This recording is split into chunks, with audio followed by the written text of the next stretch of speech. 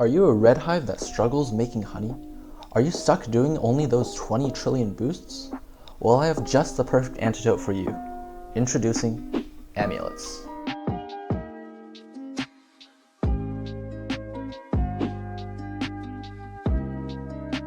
Amulets are possibly the most important aspect of this game.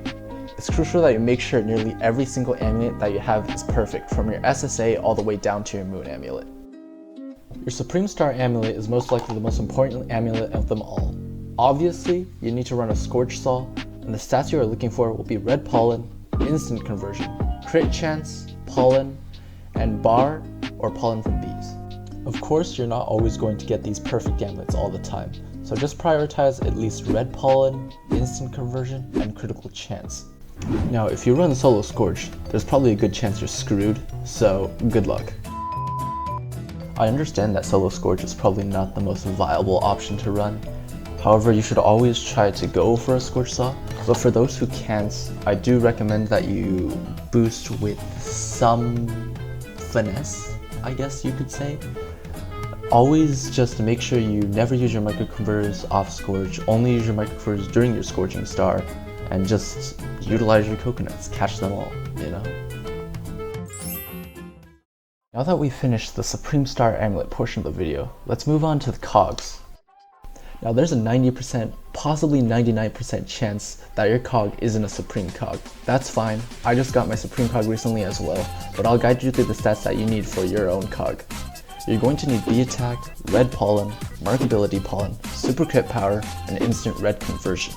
Variations of these stats do exist, so you're going to have to decide for yourself what to take. For example, you can take pollen over red pollen, you can take event B ability pollen over markability pollen if you have 500 white drives, and you can take base red bee attack over attack percent. Now we're moving on to the stickbug portion of this video. The stickbug amulet is quite tough to get it perfect, but you want these stats as close as possible. So you want +1 base bee attack, +2 red bee attack, red pollen, and bee attack percent. Now I'll go ahead and cover the ant amulet. So for this, you just want critical power, bee attack, or you can take a base pollen, take crit chance, and then take red and white pollen. The last two amulets of this video are pretty easy. The snail amulet, you want goo convert or convert amount. Base pollen could also work instead of convert amount. For the moon amulet, you want white pollen or honey per pollen. Pollen from bees can also work if you have 500 white drives, but it's still recommended that you run honey per pollen for boosting and stuff. Beequips are a rather tough cookie to crack, so I'll have to go through all my beequips with you right here. Notice that I have 15 slots, I run 2 toy drums, both will have haste as well as bee ability pollen. I run 2 toy horns, they both have melody. I have a paper angel, that has token link as well as 1% bee ability pollen. I also have this Beesmas tree hat. Usually those are equipped on either my digital or my precise bees. They provide gather collection, and I guess the critical chance also helps. I also have this charm bracelet that helps with my mark duration. I run festive wreath on the festive bee, of course. I run poinsettia. Those have both bee gather pollen as well as red pollen. Not too high though, of course. I have a kazoo that's equipped on my buoyant for the melody.